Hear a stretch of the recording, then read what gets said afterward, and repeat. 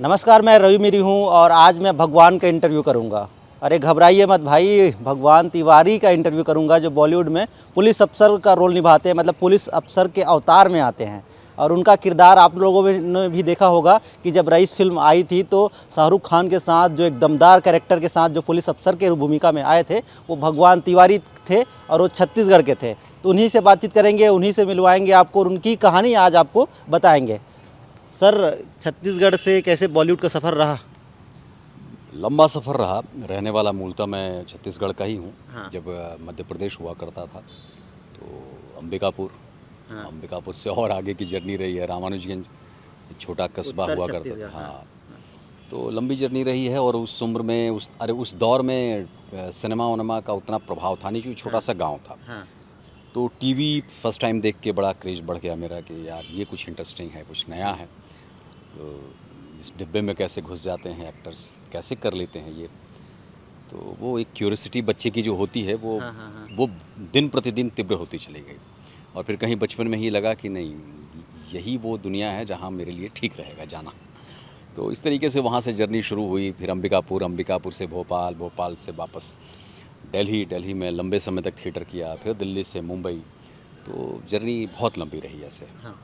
आपके आपके संघर्षों के बारे में मैंने बहुत कुछ पता किया, सुना, समझा कि बहुत लंबा समय बीत गया संघर्ष में। लंबा समय तो उन रहा। दिनों में ऐसी क्या यादें हैं जो अब तक लोगों को, मीडिया तक या जनता तक पहुंचाना चाहेंगे उसमें से? देखिए, मेरी जो जर्नी लंबी रही है उसमें जो लंबा अगर वो पूरे अगर चंक को अगर कहें कि लंबा होने का जो कारण था, हाँ, हाँ। वो कारण ये था कि मेरे पास कोई यहाँ पे कोई उपलब्ध प्रशिक्षण केंद्र नहीं था छत्तीसगढ़ में। छत्तीसगढ़ में। हाँ। मतलब वो छत्तीसगढ़ नहीं था, वो तो मध्य प्रदेश ही था हाँ, उस समय। हिंदी से भी, हाँ। तो कोई ऐसा प्रशिक्षण केंद्र होता जहाँ मैं जाके ट्रेंड हो पाता, दक्ष हो हाँ, पाता, हाँ, तो मेरा वो समय बचता। अब हाँ। चूंकि मेरे कई साल सिर्फ भटकने में चले गए हाँ, कि कभी भोपाल जा रहा हूँ, कभी दिल्ली जा रहा हूँ, हाँ, कभी बैंगलोर जा रहा हूँ, कभी हाँ। उड़ीसा जा रहा हूँ, वर्कशॉप्स कर रहा हूँ, जहाँ जहाँ। अच्छा, उस समय मोबाइल और इसका इंटरनेट का कोई ज़माना था नहीं, हाँ, तो संसाधनों के बारे में पता ही नहीं चलता था। हाँ। तो या तो आप पत्र लिखिए और 2 महीने तक वेट करते रहिए आप कि उस पत्र का कोई जवाब आएगा आपके पास, तब आप ये सोचेंगे कि हाँ, मुझे जाना है कि नहीं जाना है। हाँ। तो ये तमाम चीज़ों में इतना वक्त चला गया, इतना वक्त चला गया। और फिर कोई गॉडफादर नहीं, कोई बताने वाला नहीं। आज तो आप गूगल और इंटरनेट के माध्यम से बहुत सारी जानकारी निकाल सकते हैं कि इंडिया के और वर्ल्ड के बेस्ट इंस्टीट्यूशंस कौन हैं, टीचर्स कौन हैं। अभी तो यूट्यूब में भेज दो अपना, कैसे एक्टिंग करते हैं उससे ही सेलेक्ट हो जाते हैं आजकल। वही बोल रहा हूँ ना कि आजकल जो छोटे छोटे वीडियोस बना बना के बहुत सारे जो टैलेंटेड बच्चे हैं हाँ, वो अपना करियर बना ले रहे हैं उससे। हाँ, हमारे दौर में कुछ था ही नहीं। हमारे दौर में तो मतलब सिर्फ रंगमंच एक था, हाँ। वही एक प्लेटफॉर्म हुआ करता था। तो इस तरीके से बहुत साल चले गए, सर, मार्गदर्शन नहीं मिल पाने की वजह से। आपको पहली बार कब मौका मिला कि जिससे पैसा भी मिला और स्क्रीन में भी दिखे? टीवी शो किया था एक मैंने, दूरदर्शन पे एक बड़ा पॉपुलर शो मेरा आया था, शिकवा। हाँ, वो पहला ऐसा शो था जिसमें 2000 मेरे ख्याल से 3-4 की बात है ये। तो पहला ऐसा शो था जिसमें कास्टिंग हुई मेरी। तो 4 एपिसोड का काम था, लेकिन अच्छा एक्टर था, बहुत सालों से तपा हुआ था, तो अच्छा परफॉर्म किया। तो प्रोड्यूसर डायरेक्टर सबको बड़ा काम पसंद आया, दर्शकों को बहुत पसंद आया। तो मेरा धीरे धीरे धीरे करीब 400 एपिसोड में तब्दील हो गया। तो उससे थोड़े से पैसे आने शुरू हुए, तो रोज़ी रोटी चली, मकान वकान का भाड़ा निकल जाता था, अपनी ज़रूरतें पूरी होती थी। तो ऐसे ऐसे करके कॉन्फिडेंस आया कि नहीं, मैं अच्छा एक्टर हूँ, मुझे मौका नहीं मिल रहा, जिस दिन मौका मिलेगा मैं इससे भी बेहतर कर पाऊँगा।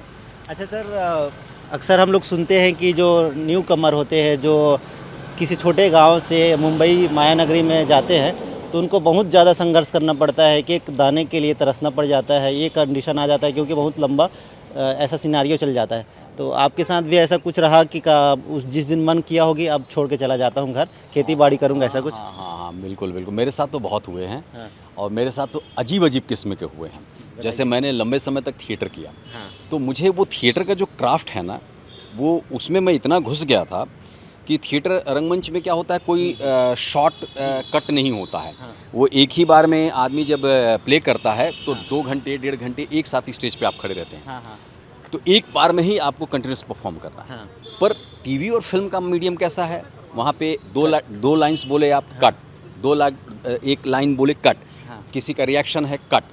तो वहाँ कटिंग पेस्टिंग बहुत है। हाँ, अब ये मुझे बिल्कुल पता नहीं था, क्योंकि मैं 10-12 साल कंटिन्यूस थिएटर किया था। हाँ। तो मुझे एक ही चीज़ पता था कि गुरु ये स्टेज है, हाँ। यहाँ से विंग्स से मेरी एंट्री होगी, यहाँ मुझे जाना है, ये मेरी ब्लॉकिंग है, यहाँ पे मुझे अपना डायलॉग बोलना है, बड़ बड़ बड़ बड़ बड़ बोल के निकल जाना है, हाँ जैसा रंगमंच में आप लोगों ने देखा होगा।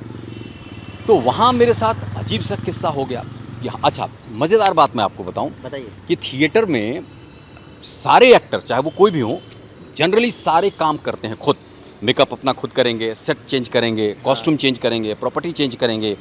जैसे लाइट विंग लाइट जो है फेड आउट होता है, तुरंत हम अपने चेयर टेबल लेके चले जाते हैं बाहर और दूसरा सेटअप करते हैं। हाँ। अभी इन सबों की आदत पड़ी थी 10 से 12 साल में। हाँ। अब जब मैं पहली बार टीवी पे काम किया तो मुझे ये नहीं पता था कि वहाँ प्रोफेशनल तरीके से हर चीज़ का एक डिपार्टमेंट है और ट्रेंड दक्ष लोग हैं वहाँ पे।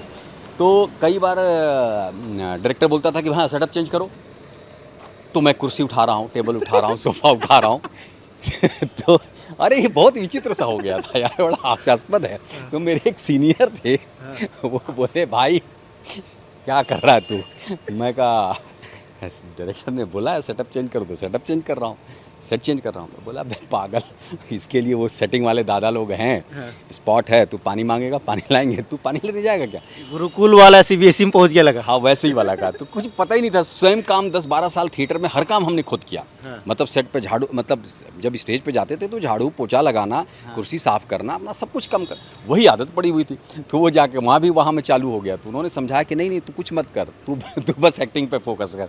और वहाँ कट टू कट वाला चक्कर था, तो वो मुझे एक्टिंग में भूल जाता था, डायलॉग्स ही भूल जाता था। मेरे कई साल इसमें बर्बाद हुए। मालूम, कई बार तो मेरे साथ इतना बुरा हुआ कि इतना थिएटर घुस गया था अंदर, इतना ज़्यादा घुस गया था कि ये वाला क्राफ्ट समझ में नहीं आता था यार। कहाँ पे कट डायरेक्टर बोल देगा, कब बोलेगा यहाँ लुक दो, यहाँ देखो, इधर देखो, इतने में देखो। अरे यार मैं कहा ये तो बड़ा टफ मामला, फंस गया मैं। तो कई बार मुझे सेट से निकाल दिया गया है। यकीन मानो, चलते शो में मुझे बोल दिया कि भाई ये किसको लेके आ गए हो, हैं किस पनौती को लेके आ गए हो? कसम से बता रहा हूँ, रो के निकला हूँ मैं सेट से। पर मैं भी ढीठ था क्योंकि मेरे पास विकल्प नहीं था गुरु की, मैं आखिर करूँ तो करूँ क्या? ठीक है, टिकट वाला सिस्टम नहीं था। नहीं 12-15 साल थिएटर करने के बाद आपकी दिमाग, आपकी बुद्धि जो है ठस हो जाती है। हाँ। आपको रंगमंच और एक्टिंग के अलावा कुछ समझ में नहीं आता। हाँ। मैं कहा कोई बात नहीं, ये निकाल दें, फेंक दें, जलील करें, जो करना है करें, पर मैं करूँगा और सीखूँगा। तो उस डायरेक्टर के साथ 2 साल 3 साल मेरा काटना जो था इतना दूभर हो गया था। हाँ। लेकिन मैं ढीठ की तरह लगा रहा। वो हमेशा बेइज्जत करते थे और मैं उस बेइज्जती को बड़ा ससम्मान झेलते रहा। पर एक टाइम आया हाँ। जब मुझे बाद में पता चला, जब मेरी कुछ अच्छी फिल्में, टीवी पे मैंने बहुत अच्छे शोज़ किए, प्रोफेशनल शोज़ किए, तब उनको लगा कि नहीं यार ये तो बड़ा अच्छा एक्टर हो गया है। हाँ। तो किसी के वाया किसी थ्रू उन्होंने बोला कि यार वो भगवान बड़ा अच्छा एक्टर हो गया यार, हैं वो तो बताओ उसको, मैं बड़ा जलील करता था लेकिन वो लड़का रो रो के रह जाता था। वो मुझे लिटरली बोलते तू छत्तीसगढ़ से आया है? मैं कहा जा वहाँ दारू बना, खेती कर, धान काट, वहाँ तो बड़ा नया राज्य है तेरे, वहाँ गवर्नमेंट योजना में तेरे को कुछ ना कुछ देगी भी, वापस चले जा। हाँ वापस चले जा, रो रो के रह जाता था। मैं कहता हूँ सर, और देश भी ये मानती है कि बेइज्जती, निर्लजता, ये जो शब्द है ना, इससे ऊर्जा मिलती है सर, मुझे लगता है। बहुत। और जो तारीफ करते हैं सर, उससे भले ही आप ना ऊर्जा आपको मिलेगी नहीं रोजाना, उससे आप डाउन हो सकते हो, लेकिन बेइज्जती से इंसान ऊपर उठता है। तो आर्टिस्ट के लिए पूंजी है, वो कैपिटल है, वो उसी को तो याद करके उसके तन बदन में आग लगती है और वो फिर परफॉर्म करता है। हाँ। समझ रहे हो? क्योंकि अगर अब आज के डेट में जैसे ही मैं उस डायरेक्टर के बारे में सोचता हूँ तो खून खौल जाता है। तो मुझे गुस्सा करने की ज़रूरत नहीं पड़ती, मैं सिर्फ उस आदमी को रिकॉल करता हूँ, गुस्सा आ जाता है कि कितनी बेइज्जती हुई है मेरी सेट पे और कितना बेइज्जत किया उस आदमी ने। तो ये तमाम एलिमेंट्स जो है ना, ये एक्टर के लिए कैपिटल है, पूंजी है, वो इमोशनल मेमोरी है ना ये। हाँ। आपके जीवन में कुछ सुखद रहा है, आप उसको याद करोगे तो मुस्कुराओगे, कुछ बुरा रहा है तो उसको याद करोगे तो रोओगे, है ना। और किसी ने बेइज्जत किया है, सेट से निकाला है, तो आपको गुस्सा भी आएगा। तो ऐसा सब रहा है। इरफान के साथ आपने काम किया सर मदारी में, और इरफान मतलब एक्टिंग की दुकान है, किन दुकान एक्टिंग नहीं, का वो इंस्टीट्यूशन है, वो बहुत बड़ी चीज़ है। दुकान तो छोटी दुकान तो हम लोग हैं। हाँ। वो तो मॉल हैं। हाँ। वो मॉल है, मैग्नेटो मॉल है वो। हाँ। ऐसे वाले हैं वो। तो वो सब बड़े। उनके साथ आपका क्या किस्सा रहा, कैसे बातचीत हुई, कुछ कहानी? हाँ नहीं उनके साथ भी इंटरेस्टिंग ही रहा। क्या हुआ कि मदारी के सेट पे एक दिन पहले जब वो मेरी शूटिंग थी, मुझे बताया गया कि एक छोटा सा रोल है लेकिन इरफान भाई के साथ है। मैं कहा यार करूँगा, क्योंकि इरफान खान मतलब फाइनेस्ट एक्टर इंडिया के। मैं कहा ज़रूर करूँगा क्योंकि कुछ न कुछ सीख के आऊँगा। तो तो एक दिन पहले किसी आर्टिस्ट के साथ उनका बड़ा बुरा एक एक्सपीरियंस था। हाँ। वो गाड़ी में कहीं जा आ रहे थे, हाँ। तो वो गाड़ी चलाने में दक्ष नहीं था, हाँ। तो वो ले जाके कहीं नाली वाली में डाल दिया। हाँ। ठीक है, तो उनको थोड़ी सी सर में चोट वोट लगी, तो घबराए हुए थे। हाँ। तो अगले दिन जो मेरा शूट था उनके साथ, उसमें मैं फॉरेस्ट का पुलिस ऑफिसर होता हूँ। हाँ। फॉरेस्ट में जो फॉरेस्ट ऑफिसर होते हैं वो था। एनीवे, अब अच्छा अब उनको लगा कि एक दिन पहले उनको चोट लगी थी। हाँ। तो आते ही सेट पे बोले कि भाई आज गाड़ी कौन चलाने वाला है। तो बोला कि वो एक्टर है भगवान तिवारी, बुला पहले। मुझे बुलाया गया। बोले हाँ भैया गाड़ी चलाते हो? मैं कहा हाँ चला लेता हूँ। ना चला के बताओ। Test drive. हाँ टेस्ट ड्राइव कराओ। मैं कहा आज तक एक्टिंग के लिए टेस्ट ड्राइव समझ में आता है कि ट्रायल करता है आदमी, ऑडिशन लेता है। एक्टर से ड्राइविंग, मैं कहा दादा चलाता हूँ मैं। बोले अरे भाई कल हमको लगी है चोट, तुम जाओ आज कर चला के दिखाओ। गया मैं, चला के बढ़िया 1 किलोमीटर तक गया और 1 किलोमीटर चला के आया। हाँ ठीक चलाते हो, चलो करते हैं। तो ऐसा वाला एक फ़नी उनके साथ एक्सपीरियंस रहा। अच्छा। और एक्टर तो खैर लाजवाब, मिस करता हूँ उनको। और हम क्या मतलब मैं क्या व्यक्ति, हर कोई मिस करता है। इंडियन फिल्म इंडस्ट्री में एक कोहिनूर हीरा जो है वो चला गया। इसके बाद एक और बड़े एक्टर के साथ आपने काम किया जिसको बॉलीवुड का किंग खान कहते हैं, बादशाह कहते हैं, उनके साथ कैसा रहा एक्सपीरियंस? शाहरुख के साथ अच्छा ये रहा कि शाहरुख बहुत मतलब मैं जो पर्सनली उनसे जो सीख पाया, उस आदमी के अंदर गज़ब की क्षमता है मेहनत करने की। अच्छा। मतलब बहुत कम ऐसे एक्टर्स होते हैं ना। जब मैं रईस का शूट कर रहा था ना, उन दिनों उनके दोनों नीज़ जो है वो चेंज हुए थे। अच्छा। हाँ, उनके घुटने का ऑपरेशन हुआ था। हाँ। और वो लंदन से ऑपरेशन करा के आए और डॉक्टर ने उनको बोला था कि 3 महीने आप कंप्लीट बेड रेस्ट, हाँ। उसके बाद आप शूट पे आएंगे। आप यकीन नहीं मारोगे, मेरे ख्याल से लंदन से आने के 2 दिन उन्होंने रेस्ट किया। तीसरे दिन वो व्हील चेयर पे, वो इलेक्ट्रिक व्हील चेयर पे बैठ के और सेट पे आ गए। सेट पे आ गए। डॉक्टर ने एब्सोल्युटली मना किया था कि खड़ा नहीं होना है, क्योंकि अभी नया वो लगा है आपके, तो उस पर ज़ोर पड़ेगा तो वो जो आप ऑपरेशन है वो सक्सेसफुल नहीं रहेगा।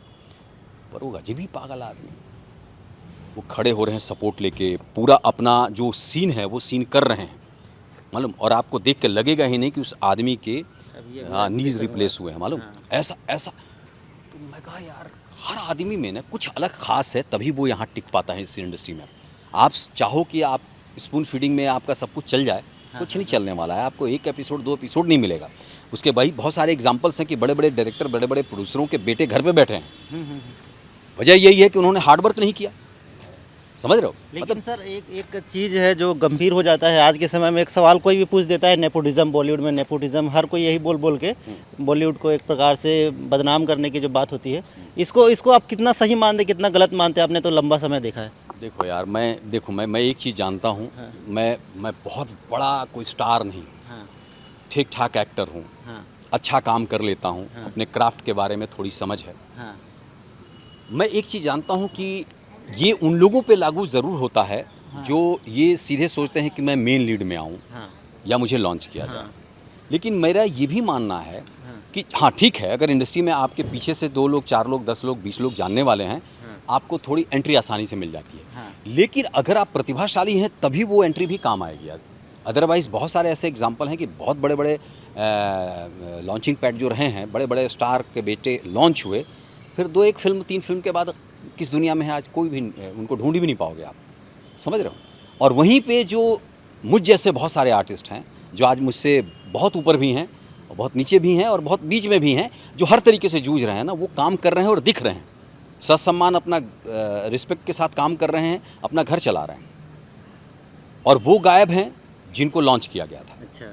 समझ रहे हैं। तो मेरे कहने का मतलब ये है ना कि अगर आप में जुनून है, पैशन है भाई। अगर एक चीज़ बताओ, अगर टोटल सिस्टम ही उस तरीके का होता ना, तो न इरफान भाई निकल पाते, न नसीर भाई निकल पाते, न ओमपुरी निकल पाते, न मनोज बाजपेयी निकल पाते, न नवाज़ निकल पाता, न मैं कहीं दिख पाता, कुछ नहीं दिख पाता। वो सब बच्चे, उन स्टार के बच्चे ही काम कर रहे होते। उनके बीच में जो फाड़ के एक्टर निकलता है ना, असली एक्टर वही है, लड़ाई वो है।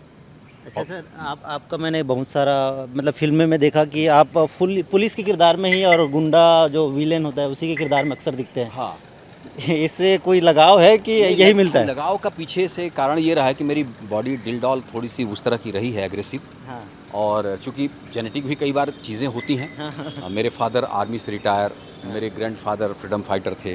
हाँ मेरे परिवार में काफ़ी लोग पुलिस और आर्मी में हैं। हाँ तो कहीं न कहीं हो सकता है कि वो एक अनुवांशिक जो बिल्ट होता है वो भी लेके आदमी को लगता है कि नहीं, ये तो देखने में पुलिस लग एक एटीट्यूड पता चलता है। हाँ, हाँ तो ये करते-करते मैंने करीब 20-25 फ़िल्मों में पुलिस किया है। अब मैं थक गया हूँ। हाँ। अब मैं दाढ़ी-वाढ़ी बढ़ा के घूमता हूँ। अब मेरे को पुलिस नहीं करना, अब मैं अलग-अलग किरदार करता बाबा हूँ। तो नहीं बनना है? नहीं, बाबा तो बनना ही, बाबा तो हूँ मैं अंदर से। वो बनने का मन नहीं है देखो क्या है ना, आपको एक बात बताऊँ मैं। हाँ। कोई ज़ाहिर करता है, कोई ज़ाहिर नहीं करता है। जब आप बहुत लंबे संघर्ष से गुज़रते हो ना, हाँ, हाँ। तो वो आपका जो कष्ट है, हाँ। जिसको आप झेलते एक हाशिए पे जब पहुंचते हो तो अंततः उसका निचोड़ क्या निकलता है? निचोड़ यही निकलता है कि आप अंदर से शांत हो जाते हैं, ठीक? और आपका एक संत प्रवृत्ति डेवलप हो जाती है कि ये सब मिथ्या है, माया है, और सच में यही है। आपके साथ आपका सिर्फ कर्म जाने वाला है। हाँ। ये सब कुछ यहीं छूटने वाला है। ये जितनी जल्दी समझ में आ जाए आपके, तो आप लोड लेना बंद कर देंगे जीवन का। नहीं तो जीवन भर मरते दम तक लोड ही लेते रहोगे आप। हाँ। तो अब मैं लोड नहीं लेता। पूरी तरीके से अब एकदम फिट, जो भगवान को, प्रभु को, ईश्वर को, राम जी को जो देना है वो मुझे दे देंगे। तो मैं अब उसको लेके वरीड होता ही नहीं। इसलिए मैं बढ़िया शूटिंग है तो शूटिंग करता हूँ, नहीं तो मैं आके छत्तीसगढ़ में घूमते रहता हूँ, लोगों से मिलते जाता हूँ। अभी वर्कशॉप्स कर रहा हूँ, नए बच्चों को कुछ कोशिश कर रहा हूँ कि मेरे 32-35 साल का जो मेरा एक्सपीरियंस रहा है, उन एक्सपीरियंस का कुछ उनको फ़ायदा मिल पाए। क्योंकि बहुत सारे बच्चे थिएटर 2-4 साल करते हैं, बट कैमरे के सामने जब जाते हैं तो परेशान हो जाते हैं, घबरा जाते हैं। उनको, चूँकि मेरे साथ वही हुआ था, कटिंग्स नहीं, हाँ, नहीं पता ही नहीं है कि किस एंगल पे कैसे रिएक्ट करना है। तो मेरी कोशिश ये है कि जिस दौर से और जिस बुरे दौर से मैं गुजरा हूँ, नई पीढ़ी ना गुजरे, उसको कुछ तो मालूम हो जाए कि थिएटर के अलावा सिनेमा की टेक्निक क्या है। अच्छा सर, आप अपनी एक्टिंग को बेहतर करने के लिए क्या प्रैक्टिस करते थे डेली? अरे बहुत सारी ऐसी चीज़ें हैं छोटी बड़ी ना, खास जो यूनिक हो। यूनिक का मतलब है, देखिए आपका जो एक कहना चाहिए, आपका प्रेजेंस है वो बहुत पॉजिटिव और अच्छा होना चाहिए। दूसरी चीज़, वो आपके वॉइस में दम हो, हाँ है ना। मैं पुलिस हूँ और पे पे पे पे करके बात करूँगा तो इम्पैक्ट ही नहीं पड़ेगा, हाँ है ना। तो एक आवाज़ भी वैसी हो, तो वॉइस, स्पीच, डिक्शन प्लस जो आपका कंसंट्रेशन है, बहुत मैटर करता है कि आप पूरे 200-250 लोगों के बीच में आपका किरदार आप कैसे जी रहे हैं। क्योंकि जब शूटिंग होती है तो उधर हौच पौच, गाड़ी, ट्रैफिक, लोग आना जाना, हमारे ही सेट के लोग, कोई इधर से जा रहा है, कोई उधर से आ रहे हैं, और उसी के बीच में डायरेक्टर एक ही बार में अचानक बोलता है कि एक्शन। अब उस एक्शन के बाद सबकी आंखें ऐसे होती हैं। उस पर्टिकुलर टाइम पे आपका कंसंट्रेशन कितना स्ट्रांग है कि आप डायलॉग को डिलीवर बहुत प्रॉपरली कर रहे हैं। आप अपने काम में कहीं भी ये ना हो कि आप 10 रीटेक हो गए, 20 रीटेक हो गए आपकी वजह से, और आपका प्रोजेक्ट जो है वो ख़राब हो रहा है या डिले हो रहा है। तो इस पे एकाग्र होकर एक्टर को काम करना पड़ता है। वो साधना है, वो आपको साधना पड़ेगा। थैंक यू सर इतना समय देने के लिए। Thank you so much, thank you. तो भगवान तिवारी जो बॉलीवुड में बड़े जाने पहचाने नाम हो गए हैं, बॉलीवुड की फिल्मों में उनको आप देखते हैं, उनका किरदार आप लोगों को पसंद भी आता है, और छत्तीसगढ़ के एक छोटे से गांव से बॉलीवुड का सफ़र कैसे उन्होंने तय किया था, यही कहानी आज आपको बता रहे हैं। रायपुर से बीपी न्यूज़ के लिए रवि मेरी।